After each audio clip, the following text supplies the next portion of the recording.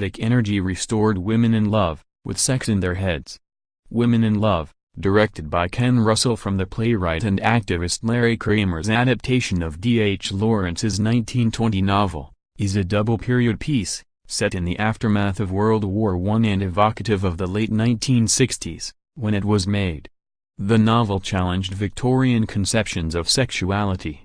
The movie, which opens Friday for a week's run at Metrograph in a remastered digital print, defied Hollywood conventions, most obviously in its staring use of male frontal nudity. Set in an English Midlands mining town, Women in Love is a four-hander. It explores the stormy romantic relationships between the sisters Gudrun and Ursula Brangwen, played by Glenda Jackson and Jennie Linden, two exotic blossoms of the coal country, and their respective swains, the wealthy mine owner Gerald Crich, Oliver Reed, and his best friend, the restless intellectual Rupert Birkin, Alan Bates, bearded to resemble Lawrence. Women in Love is a novel of ideas, but Lawrence's overheated prose suggests an expressionist landscape painting in which every element is supercharged with erotic energy. It helps knowing the novel to appreciate the movie, which in some ways is an improvement. The screenplay, for which Mr. Kramer, who was also a producer, received sole credit, streamlines Lawrence's dialogue without sacrificing his chewy philosophical notions. Russell's mise-en-scene, restrained by comparison with his subsequent films, is as florid as the material, rich in color and costume, and full of shock cuts. Moreover, Russell appears to have discovered a vein of submerged satire in the novel and mined it for broad comedy. The movie's several dance numbers go too far in giddy abandon, but the naked wrestling match between Gerald and Rupert is deftly choreographed. So too the shifting relations between four willful, intermittently annoying characters.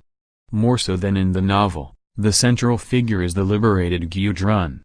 Miss Jackson, then primarily a stage actress, exudes movie star charisma, and won an Oscar for her performance. When she was profiled in the New York Times in early 1971, the writer, Guy Flatley, was surprised to encounter a thin, soft-spoken girl with reddish-brown bangs and a face that, in less discerning days, would have been described as plain. Throughout Women in Love, Rupert expresses a desire for a love beyond love. Through the force of her personality and intelligence, Miss Jackson achieved a beauty beyond beauty. As a commercial success, Russell's Women in Love was controversial. Indignant to see Lawrence so popularized, the British critic F.R. Leavis called the movie obscene and an outrage.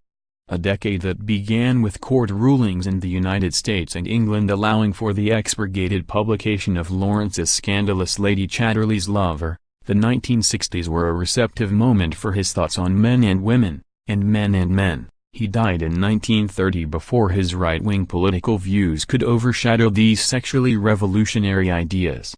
In an appreciation of the novel Women in Love, the critic Camille Paglia recalls in her collection of essays Vamps and Tramps that a poster portrait of Lawrence was a dorm room pin-up, perhaps only among English majors, in the late 60s. This cult-like objectification is akin to Russell and Kramer's film, a robust, entertaining, tastefully vulgar celebration of Lawrence's philosophy.